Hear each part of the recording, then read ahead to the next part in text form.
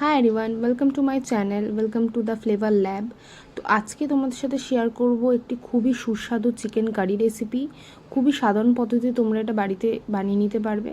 তো প্রথমেই আমি চিকেনটাকে ম্যারিনেট করার জন্য হলুদ গুঁড়ো, সামান্য পরিমাণে লবণ, ধনে গুঁড়ো, জিরে গুঁড়ো, গোলমরিচের গুঁড়ো, সামান্য একটু চিনি, দই, একটু ক্রিম আর ভিনিগার দিয়ে আধ ঘন্টার জন্য ম্যারিনেট করে আমি রেখে দিচ্ছি। ততক্ষণে আমি এখানে আলুগুলোকে একটু লাল লাল করে ভাজা করে নিয়েছি।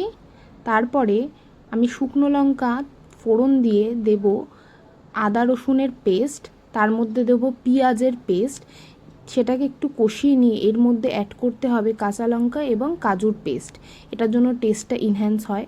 তারপরে দেব কাশ্মীরি লঙ্কার গুঁড়ো, ধনে জিরে গুঁড়ো আর একটু হলুদ আর স্বাদ অনুসারে লবণ।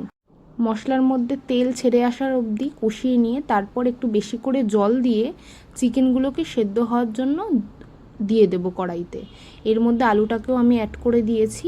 15 মিনিট মতো ফুটিয়ে নিয়ে শেষে একটু গরম মশলা আর 1 চামচ মতো ঘি দিয়ে পরিবেশন করুন চিকেন কারি।